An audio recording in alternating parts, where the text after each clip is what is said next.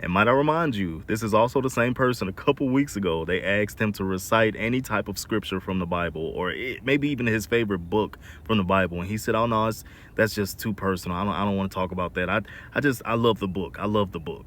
So we all know that religion really isn't his thing. He didn't even try to make that convincing.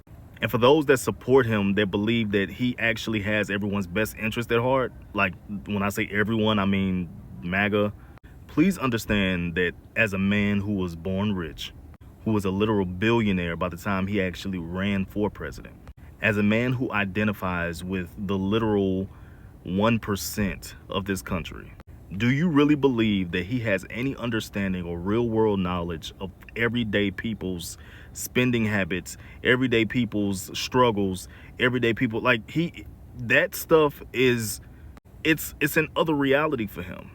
So he doesn't care about your religion. He doesn't care about your actual well-being or the well-being of the economy unless it's actually benefiting him. How do we know this?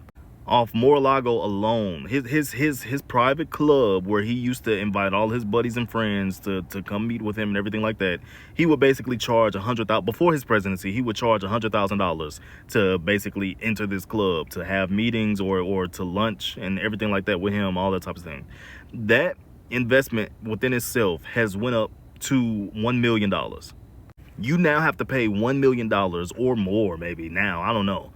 You have to pay $1 million to sit down and have lunch with this man.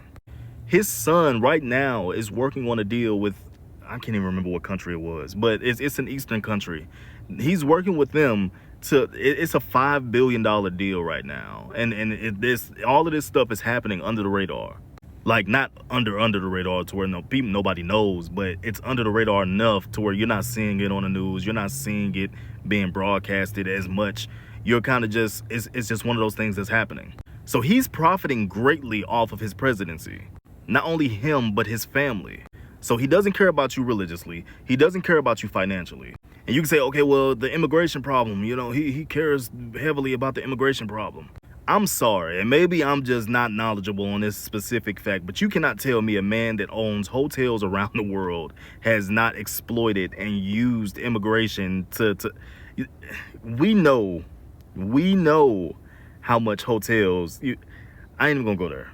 I mean, even family values, like, of course, Republicans are highly religious, or most of them are highly religious, and that's just what they value. They want their kids to grow up in an America that, the accent, they want their kids to grow up inside an America that's actually beneficial to them and yada, yada, yada, and da, da, da, da.